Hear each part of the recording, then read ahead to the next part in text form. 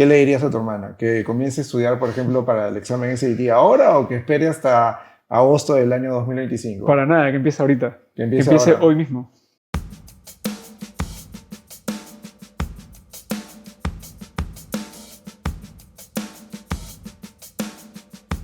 A ver, bueno, luego pasaron varios meses, ¿no es cierto?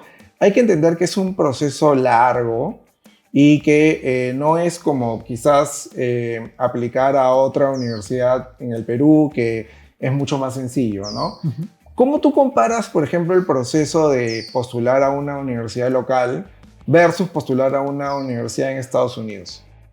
Lo compararía como un ratón a un elefante. Así, son Sí, completamente diferentes. Exacto. Uh-huh. En Perú es mucho más sencillo. Los pasos son 2 máximo. Uh-huh. Un examen, una entrevista, y aparte una carta, ya está. Uh-huh. En cambio en Estados Unidos son muchísimos los requisitos que te piden. Claro. El SAT, el TOEFL, las notas del college, cartas de recomendación.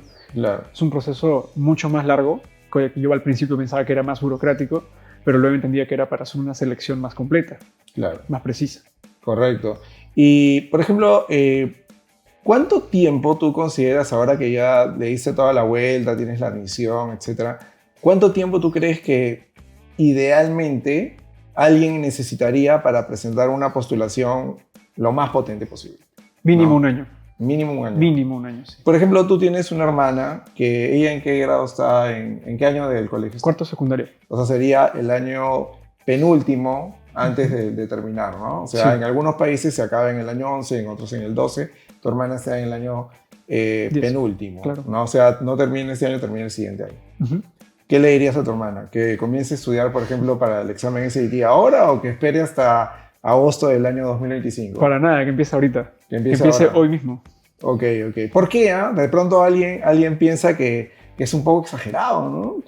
¿Cómo es eso de que comience a estudiar ahora? Yo todavía voy a estudiar en la universidad. En el caso de tu hermana estaría comenzando a estudiar en el 2026, ¿no es cierto? Sí. De pronto ella o alguien que no conoce mucho ese proceso puede pensar que es mucho tiempo. Que, bueno, pues si va a postular en el 26, ya en diciembre del 25 nos ponemos a pensar cómo hacer esto. Bueno, es que el principal requisito ahora mismo es el SAT, ¿no? Uh-huh. Y el SAT requiere mucha preparación, muchísima preparación. De mano propia yo puedo decir que estudiaba decenas y decenas de horas a la semana y aún así no llegaba a mi objetivo. O sea, pasaban los meses y claro, iba subiendo, pero no llegaba al objetivo que yo buscaba. Uh-huh. Y fue cuando entendí que el SAT es un examen de presión, es un examen de ánimos, es un examen que te juzga bajo esas miradas, ¿no? Y que tú tienes que estar muy fuerte preparado, no solo académicamente, sino también mentalmente. ¿Cómo así? ¿Cómo es eso de lo mental? Porque para que se entienda, ¿no? Es un examen, claro, tiene sus preguntas de matemáticas, de reading y qué sé yo, pero ¿por qué tú dices que es un examen que también te mide desde un punto de vista, digamos, que mental, de fuerza de voluntad? Porque es un examen que trabaja mucho con la presión. Uh-huh. Es un examen que te presenta bastantes preguntas de matemáticas y te da muy pocos segundos para responderlas. Uh-huh. Y claro, ahí mismo hay subdivisiones donde las preguntas son desde fáciles hasta tramposas hasta difíciles. Uh-huh. Tú tienes que saber cómo responder todas, porque la difícil vale lo mismo que la fácil, igual que la tramposa, y la tramposa te puede hacer perder tiempo. Claro. A ver, vamos a desarrollar esa idea de la tramposa, ¿no? ¿A qué te refieres cuando dices esa pregunta está como tramposa? ¿Es una pregunta, digamos, que está mal hecha? No. ¿Qué está pasando? ¿Cómo? Desarrollemos esa idea, porque para que la gente no piense que es un examen que no es justo, ¿no? Claro. Bueno, creo que sería bueno empezar diciendo de que el SAT, bueno, cada preguntita del SAT la trabaja un grupo de gente profesional muy preparada, al que se le paga muchísimo dinero para preparar este tipo de cosas. Uh-huh.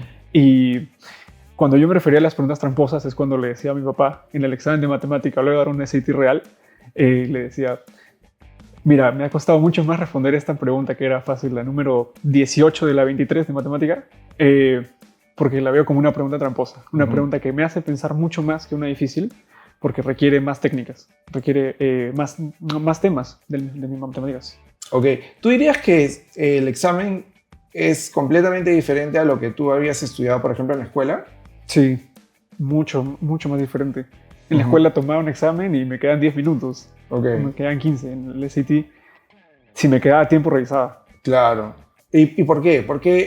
¿Cuál es la diferencia de los exámenes que tú has estudiado en un buen colegio, ¿no? De hecho, has estudiado en dos buenos colegios en Lima y me cuentas que a pesar de que estudiaste en un buen colegio, el examen SAT era retador para ti. Claro, muchísimo. Ajá. Porque si bien es cierto que todas las preguntas que tienes son preguntas que uno las ve y dice, esto está fácil, ¿no? Ujú. Al momento de estar respondiendo varias, bajo tanta presión durante muchas horas, solamente mirando el papel, se vuelve otro cantar, es muy distinto. Claro, claro. Y por casualidad en el examen o antes del examen te pusiste un poquito nervioso, pensabas, uy, esto depende de la admisión a la Universidad de Estados Unidos, algo así. O sea, ¿te pusiste un poquito nervioso o qué pasó? Sí, bastante nervioso. Ujú. Yo sugestionaba mucho el SAT con el hecho de ser admitido a una mejor universidad. Y creo que tiene algo de sustento, ¿no? Ujú. Porque cada universidad te pide un SAT mayor, menor. Claro, claro, correcto. Ok, entonces es un examen que hay que respetarlo y como dices tú, por ejemplo, en el caso de tu hermana, que ella está en el penúltimo año, tú le dirías, hermanita, ponte a estudiar de una vez para que llegues tranquila a fin de año del 25, ¿no? O sea, por acá, de acá a un año, y que quizás la postulación sea un poco más, que fluya un poco mejor. Claro. Claro, el SAT es un examen prácticamente, no tanto, diría yo, de contenido, que sí lo es, pero sobre todo de técnica. Ujú. Y si yo quisiera, por ejemplo, que mi hermana empiece a estudiar ahora mismo, es porque quisiera que domine esa técnica lo más pronto posible, porque es una técnica que tarda en desarrollarse, que solamente se consigue a través de práctica. Claro, claro, claro. Tú realmente, por ejemplo, cuando estudiabas para el examen SAT, ¿cómo era tu rutina? O sea, a ver, para ponerlo un poquito más claro, tú te levantabas al mediodía, como de repente se piensa este papá, ¿no? Y a las 4 o 5 de pronto ya dejabas de estudiar y te ibas a salir a manejar bicicleta, a jugar fulbito, qué sé yo. ¿O cómo era tu rutina cuando estudiabas para el SAT?